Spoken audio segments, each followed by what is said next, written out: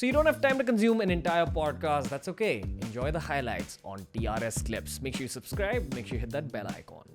I got to bring you back to that guru of Tadamba, basically. Yes. You know, the sage you were talking about in the Himalayas. And that's why I interrupted. I brought in the whole yoga aspect of things. Is there someone who inspired that particular character in the book? The character who's lived for like all these millennia? I have not met the person in real, but I know of like when I interacted with a couple of Aghoris through a contact of mine.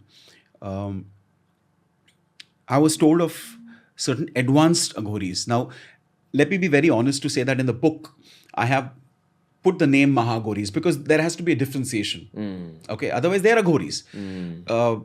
And they're different, even in their physiology, they're different. And that's true. Some of them are advanced even in the way they are. Okay. And they have reached certain levels of yoga by which they can control their breath and increase their age. Increase the lifespan. The lifespan. So they say that typically a human being has a n number of breaths, you know, and if you increase the duration of breathing, you'll increase the lifespan, is what they say. So some of these Maha Aghoris have mastered the ability to hold their breath. That's why I was focusing a little bit more on the breathing part. Okay. Have you heard of this concept called Hatha Yoga? Yeah. Okay. Hatha means what? Stubbornness. Hatti hai. Marathi we say hatti. No? So Hatha is I will do it. So Aghoris, I wouldn't call them Hatha Yogis, but they practice an aspect, these Maha Aghoris, an aspect of Hatha Yoga where they do that tapasya by which they can hold their breath for a very long time. Okay.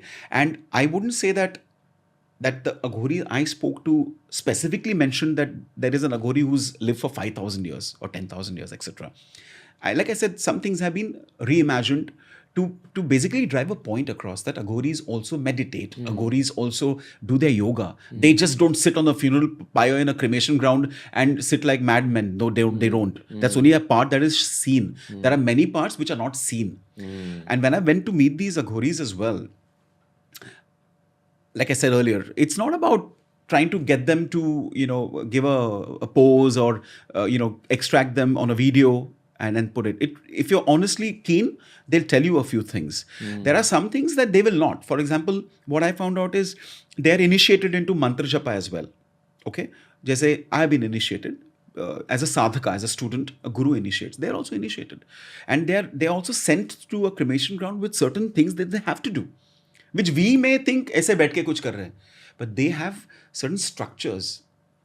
They practice certain sadhanas for years together.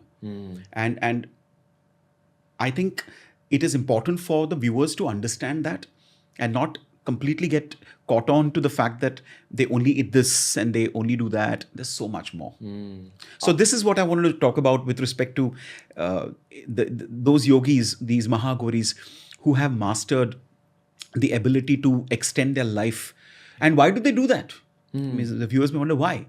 Because they want to attain Shivatva, the merging with Shiva.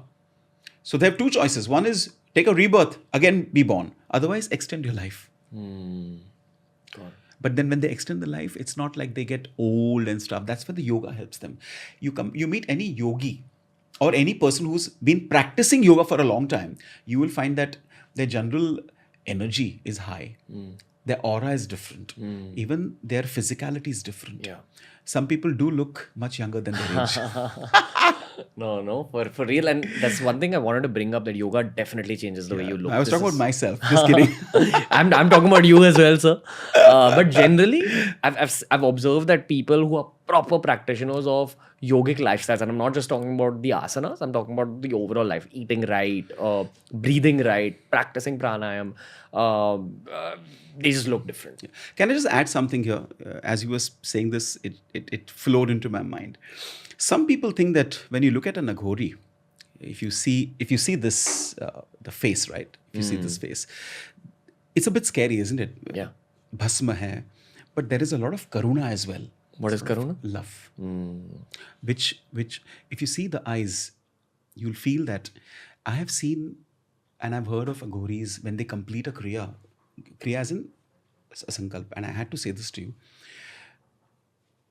So I've seen this Aghori, when he completes the kriya, out of his joy that he's finished what the Guru has told him to do in that smashan bhumi, tears are rolling down actually, and he's like, Avak Viranjan. It's an acceleration. I've completed it.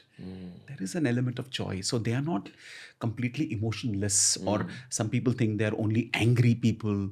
Are bapre, Aghori. Are bapre, if you go there with a wrong intent, if you go there to just to surrender yourself and be there in the presence, they will be the nicest people as well. They're happy to share knowledge. Of course they are. In fact, I think if we go with the right intent, whatever they can share, they will share.